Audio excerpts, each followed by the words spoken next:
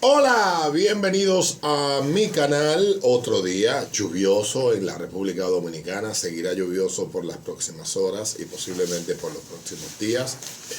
Al menos eso es lo que se ha pronosticado para, para el día de hoy y todo el fin de semana. Por el Caribe está circulando un fenómeno atmosférico que ha devenido, ha evolucionado, como quiera la gente llamarlo, en tormenta y posiblemente en el curso del día de hoy o mañana en huracán, que se llama Melissa. A esta hora que nos despertamos, prácticamente Melissa está estacionada en el punto donde se encuentra en el Caribe. Ayer, gran parte de la costa sureste y suroeste de la República Dominicana y gran parte de provincias del centro del país recibieron una gran cantidad de lluvias, siendo Santo Domingo uno de los puntos donde más lluvias se registraron y que dejaron secuelas bastante importantes. Estas lluvias siempre vienen y ponen en evidencia que usted necesariamente debió haber comprado con más conciencia cuando compró su casa y haber tenido cuidado. Hay sectores completos, todos en Santo Domingo Oeste, y la parte de los Alcarrizos, también la parte norte de la ciudad, también como le dicen la parte alta de la ciudad, donde están barrios como Villa Juana, Villas Agrícolas, Villa Consuelo, Capotillo, etcétera. Son sectores donde también las aguas causan estragos. Ayer también en Guaricano, en Santo Domingo Norte, hubo una gran cantidad de reportes de inundaciones en algunos puntos de esa populosa barriada de la capital dominicana. El centro de la ciudad, sus principales calles y avenidas en la parte del polígono central, donde se concentra la mayor cantidad de negocios y empresas, y también donde vive una gran cantidad importante de personas de clase media, media alta y alta, pues también el agua causó estragos. Esta tormenta promete seguir dejando lluvias en Santo Domingo y posiblemente en el día de hoy tengamos pues más lluvias que estarían registrándose durante el curso del día de hoy. La tormenta se encuentra estacionaria en el Mar Caribe, dice el reporte de las 5 de la mañana de hoy viernes 24 de octubre. Este es el boletín número 12 emitido por el Centro Nacional de Huracanes. Está a unas 165 millas de la capital de Jamaica. Los vientos que está de manera sostenida registrando son de 75 kilómetros por hora con ráfagas más fuertes. El movimiento es casi estacionario, pero se espera un lento desplazamiento hacia el noreste, o sea, más hacia la parte donde nos encontramos, pero no tan arriba, posiblemente más cerca de Jamaica que lo que está actualmente. Y dice que, bueno, y este movimiento le daría entonces un giro hacia el oeste a partir del sábado. La temperatura, Melissa está reorganizando su estructura y se espera que se fortalezca gradualmente hoy con intensificación rápida. Este fin de semana podría convertirse en huracán para el sábado y en un huracán mayor, categoría 3 o superior, para el domingo. En la trayectoria pronosticada pasará cerca al sur de Jamaica a principios de la próxima semana. Así que hay una vigilancia de huracán en la península sureste de Haití, desde la frontera de República Dominicana hasta la capital de ese país, y también para Jamaica. Hay alerta de tormenta tropical para la misma área, no hay cambios en las alertas y boletines. Intereses en el resto de Haití y República Dominicana y el este de Cuba deben de monitorear. Una alerta de huracán para Jamaica podría emitirse hoy. Las condiciones más peligrosas son los vientos, condiciones de huracán posiblemente para Haití el sábado y en Jamaica desde el sábado por la noche o el domingo. Los vientos de tormenta tropical comenzarán en Haití hoy y las lluvias se espera que se registren entre 8 y 14 pulgadas de lluvias en el sur de la República Dominicana, el sur de Haití y el este de Jamaica hasta el domingo por la noche, con cantidades localmente mayores. Se esperan inundaciones repentinas y deslizamientos de tierra potencialmente catastróficos en el sur de Haití y significativos en el sur de la República Dominicana, entre 3 y 5 pulgadas en el norte de la República Dominicana, el norte de Haití y el oeste de Jamaica. También inundaciones costeras menores en Jamaica se esperan para el sábado.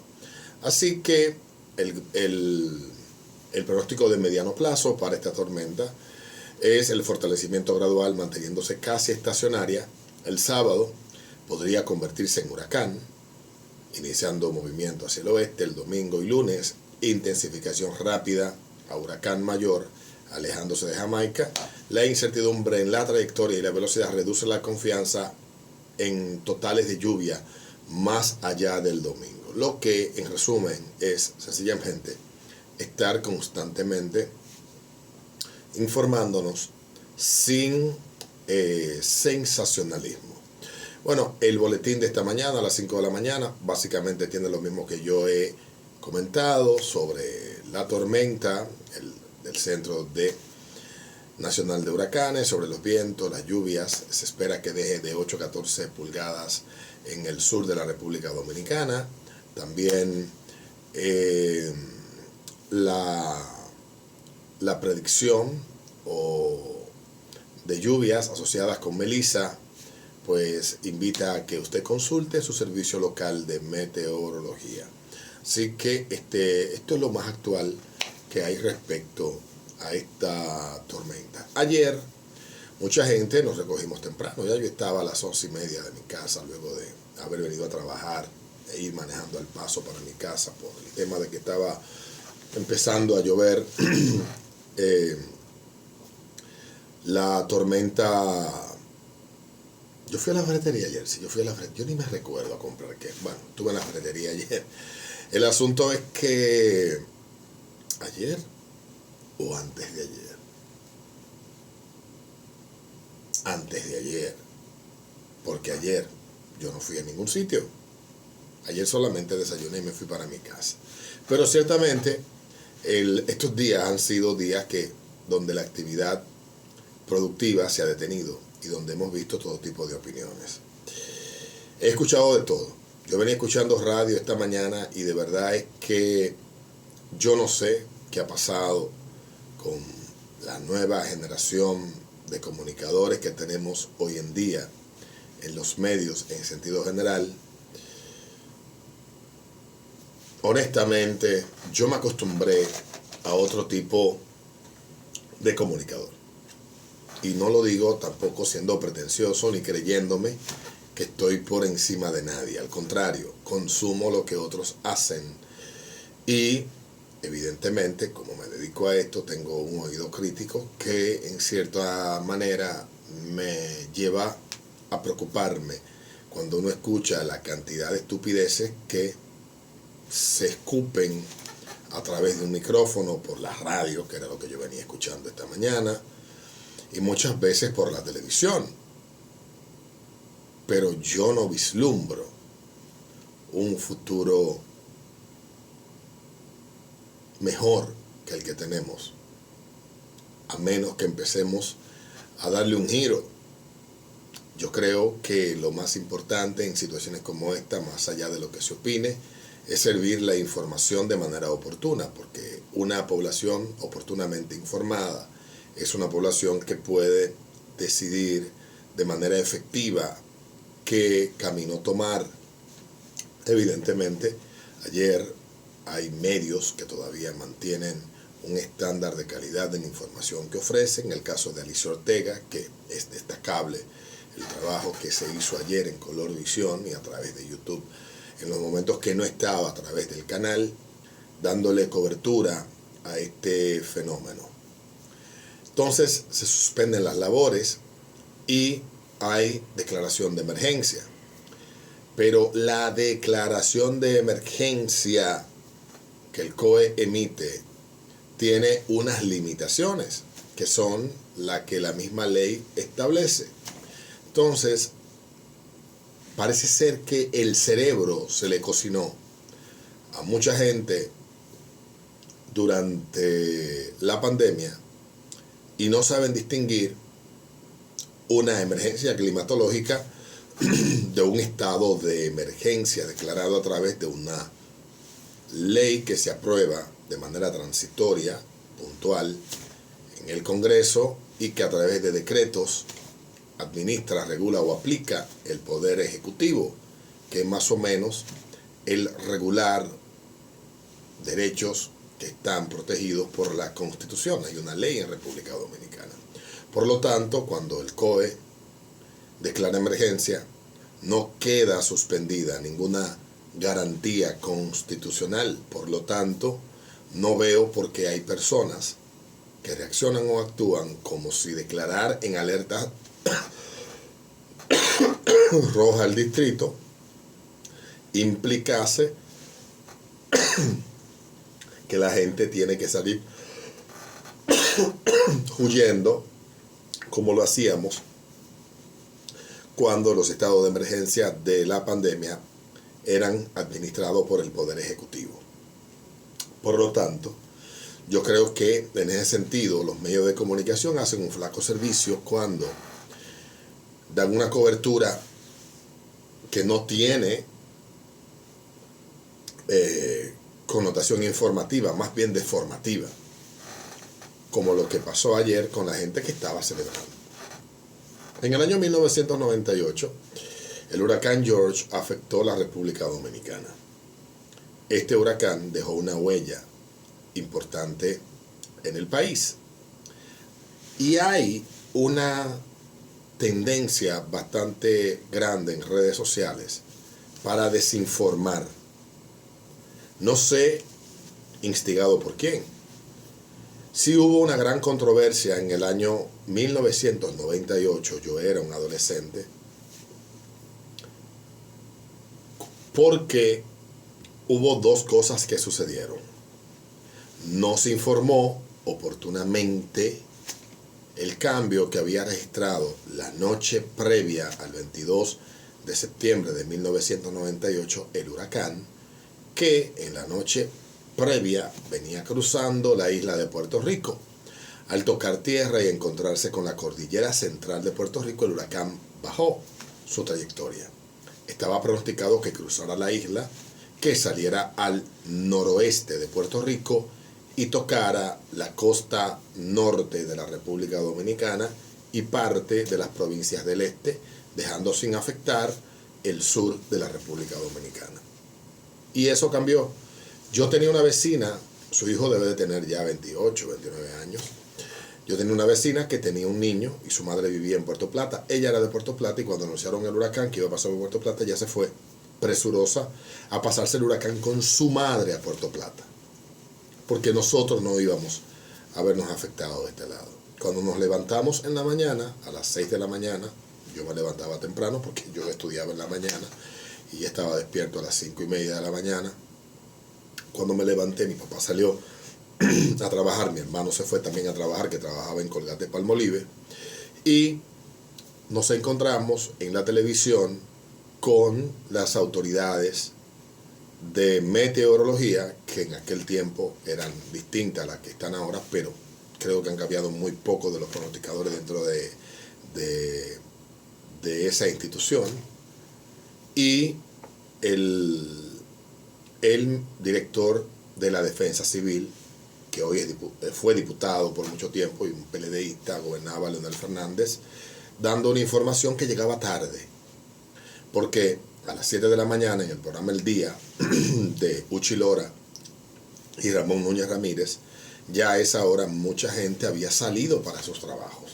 Mi papá, mi hermano, etcétera, salían bastante temprano a trabajar.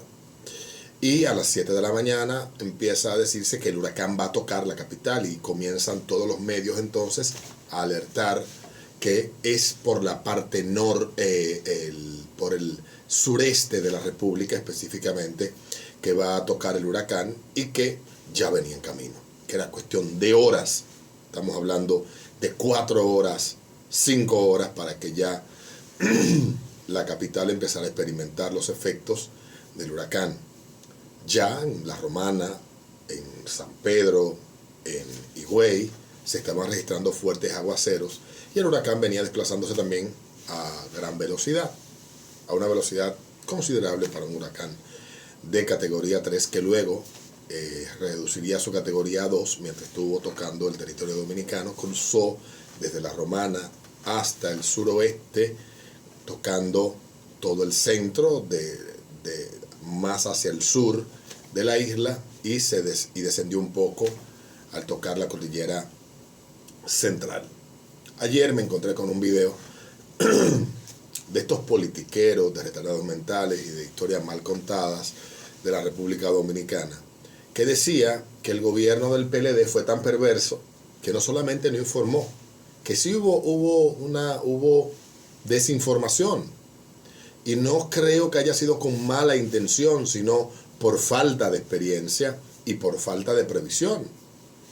Y eso se repitió luego en el gobierno de Leonel Fernández, nuevamente con la tormenta Noel. Parece que era una maldición que los perseguía. Pero hay que reconocer que a partir del 2008 esto cambió significativamente. Se hicieron una serie de cambios, se aprobaron leyes que cambiaron la estructura de los organismos de emergencia y cómo se informa en la República Dominicana estas situaciones, pero lo que dice el video es que el PLD fue tan perverso que sacó del aire a la Z101 para que no informara sobre el huracán. Y de verdad, a mí me preocupa, primero, por los comentarios que leí de la gente que está allí. Parece que en TikTok está la gente más estúpida y están los mayores imbéciles que pueden estar en alguna red social. Por los comentarios lo digo. Y lo increíble es que haya gente que manipule, como manipularon en aquel momento un montón de cosas que no fueron tal como se dijeron, como lo que pasó con la presa de San Juan de la Maguana, que no fue ninguna compuerta que se abrió, sino que es una presa de vertido libre. La presa se llenó y empezó a vertir agua, y esa agua hizo que el río Yaque del Sur creciera más abajo de la presa, y esta crecida provocó que inundara una zona llamada la Mesopotamia, que estaba construida en tierra del río, y se llevó un montón de gente. Murieron decenas de personas, producto de la negligencia humana. Y ciertamente no fue así, no pasó de esta manera. Ciertamente la Z101 salió del aire porque su antena se cayó. Tenía una antena de las que no es la que tiene ahora, que se instaló en el año 99, una antena que no era autosoportable, y el huracán la derribó a poco tiempo de empezar a soplar los vientos, como cayó la antena de Ritmo 96, como cayó la antena de KQ 94, como cayó la antena de Kiss 95, como cayó la antena de Cima 100. Super Q bajó su antena y no se le cayó la antena, no cayó la de la X102, no cayó la antena de la 91 que se mantuvo transmitiendo, pero se mojó su transmisor por las lluvias y luego siguió transmitiendo Clásicas Radios, que para entonces era propiedad todavía de Teo Veras y que transmitía desde Torre del Sol en esa antena que está en la Bolívar con Jiménez Moya. Y las emisoras de Gómez Díaz salieron del aire porque Gómez Díaz bajó sus antenas. El Canal 5 bajó su antena y Independencia FM, Primer FM no estaban en el aire. La Roca bajó su antena, tampoco estuvo en el aire. La emisora Viva FM también estaba su antena colocada en la Torre de la Z, cayó junto con esa. Rumba 98.5 salió del aire porque se mojó el transmisor, no cayó su antena. Neón, que era para entonces Radio Wow, por cuestiones técnicas salió del aire, su antena no cayó. La Brava 88.5, que luego fue Estudio Rock, cayó su antena. Y yo puedo decir de memoria casi todas las estaciones. Millennium, que hoy es Space 103.3, que para entonces era 103.1, también cayó su antena. La emisora Caliente 104 estaba en Colorvisión, se inundó la planta de Colorvisión, salió del aire. 104.5, la Superpotente, cayó su antena, no existía Mortal. Radio ABC cayó su antena, 105.3. Fiesta FM cayó su antena, Disco 106 y todas las emisoras de Grupo López salieron del aire. La Voz de las Fuerzas Armadas. O sea, yo me sé de memoria todo lo que pasó. El gobierno del PLD no sacó a nadie del aire.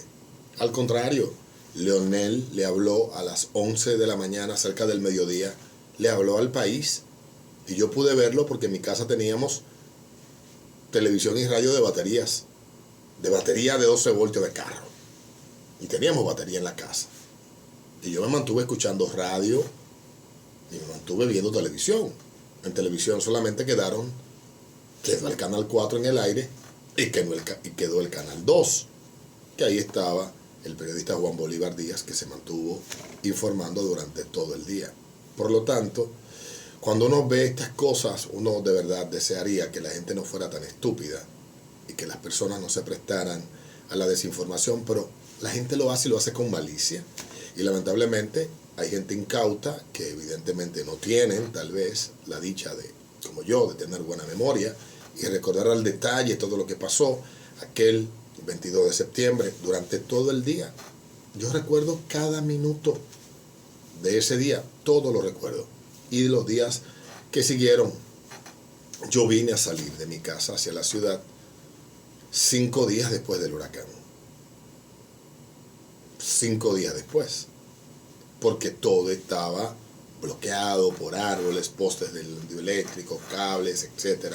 Y empezamos un proceso de recuperación y de limpieza que no nos sentamos a esperar que llegara el gobierno, que no nos sentamos a esperar que llegara el ejército, que limpiamos de manera comunitaria, nos unimos y limpiamos y empezamos a encontrar soluciones.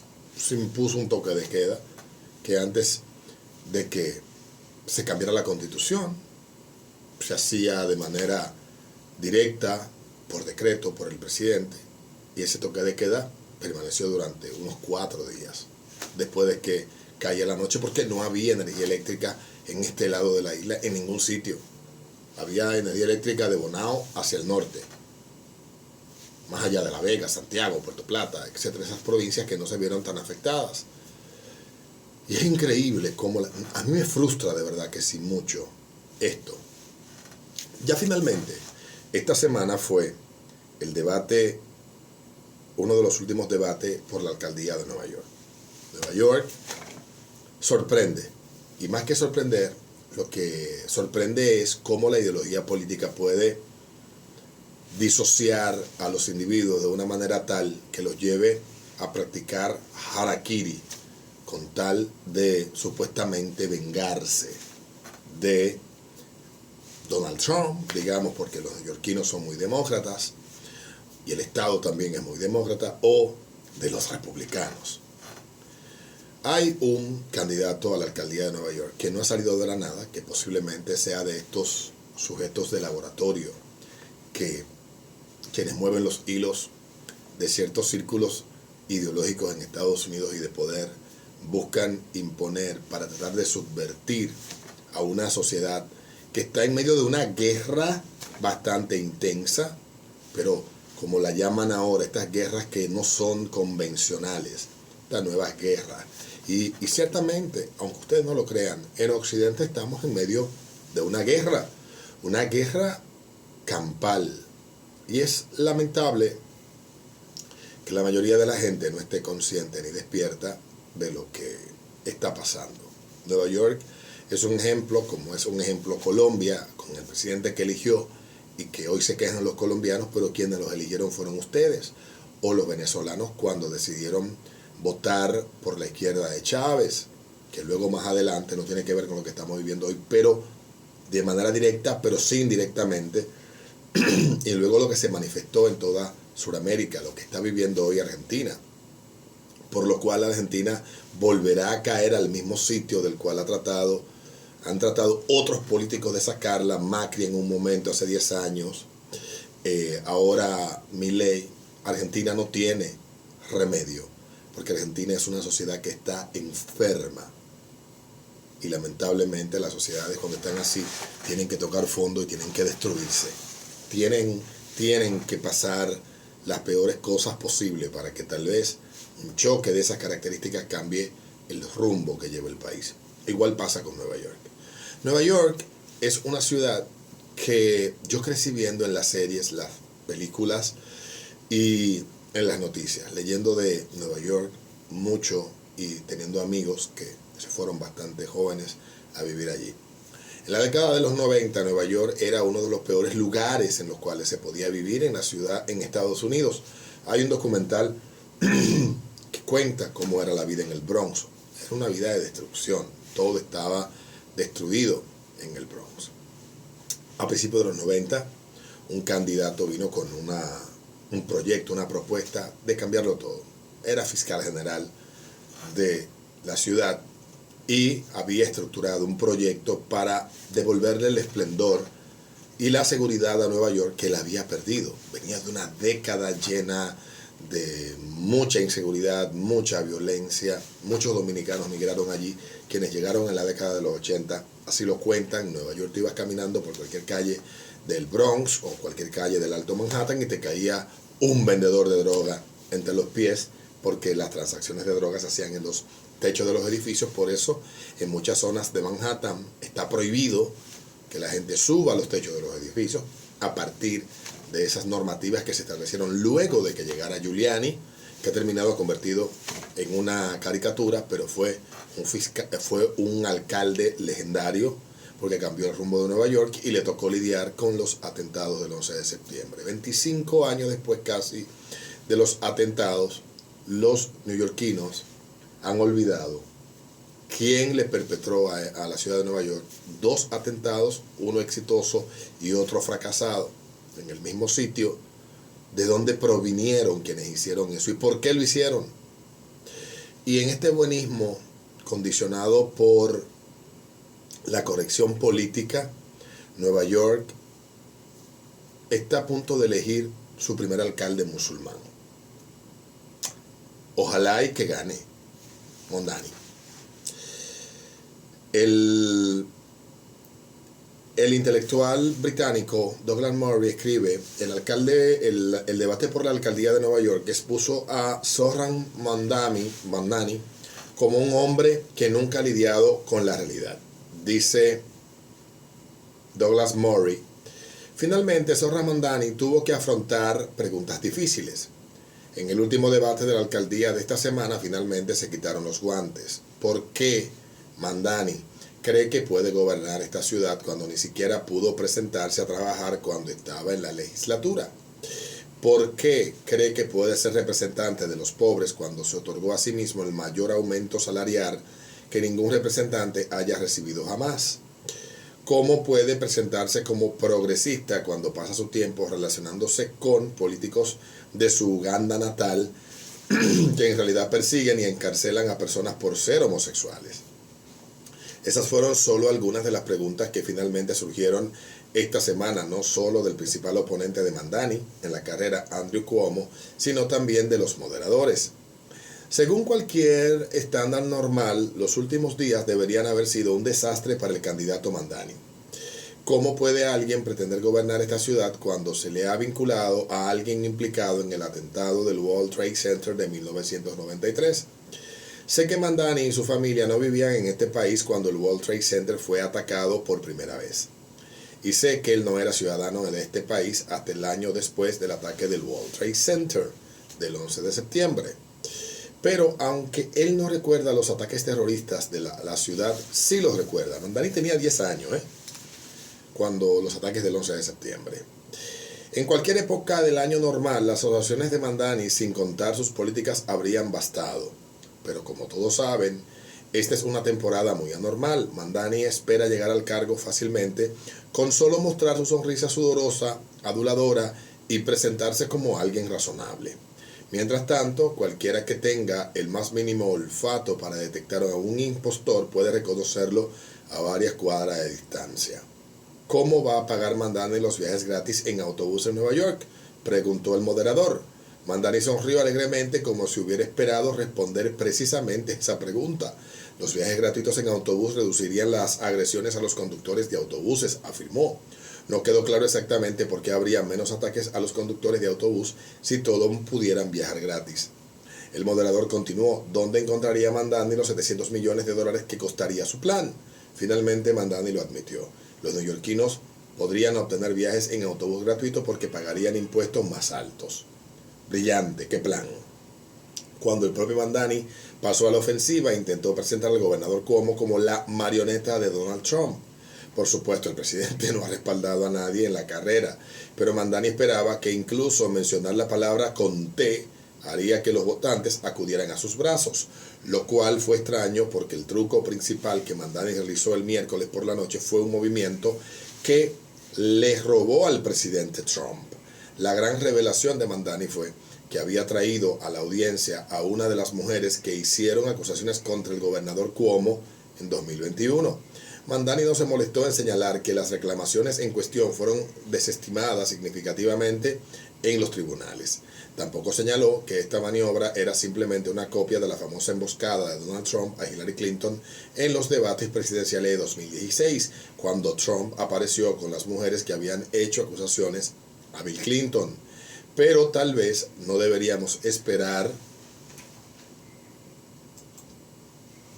que Mamdani tenga ideas originales para sus debates. Al fin y al cabo, no tiene ninguna otra idea original en la cabeza. Cualquiera que haya visto alguna vez a un socialista intentar ascender a un cargo político en cualquier país sabrá el truco de Mamdani que él está intentando llevar a cabo.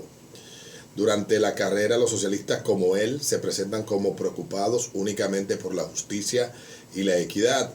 Hacen promesas de todas las cosas gratis que la gente recibirá y que, según dice, tienen derecho a tener. Y así entran sigilosamente al cargo llenos de promesas que saben que no pueden cumplir. Y cuando entran, bueno, entonces tendrán una visión real de su carácter o de la falta de él. Solo después de la victoria, los socialistas revelan su verdadera naturaleza. Es entonces cuando revelan que no les interesa la justicia, están interesados en la venganza. Que no les interesa dar cosas gratis, están interesados en tomar cosas, principalmente dinero en efectivo del público. Se presentan como campeones de los pobres, pero en el cargo su único logro es hacer que todos sean pobres. ¿Los neoyorquinos realmente van a caer en esto?, pregunta un hombre que no solo no está calificado, sino que es totalmente inadecuado para el cargo de alcalde de esta ciudad. Mucha gente con la que hablo sabe que Mamdani será un desastre para la ciudad. Pero luego, a continuación, muchos de ellos me dicen que no tienen intención de votar porque de alguna manera su voto no contará. Bueno, eso depende de ti. Y depende de todos los neoyorquinos. Si la gente utiliza su voto, la ciudad aún puede salvarse. Si la gente cree que puede quedarse al margen, entonces los únicos responsables de lo que vendrá serán ellos mismos. Entonces, ¿habrán visto alguna vez la manifestación más triste que las protestas de fin de semana pasado sin reyes, no kings?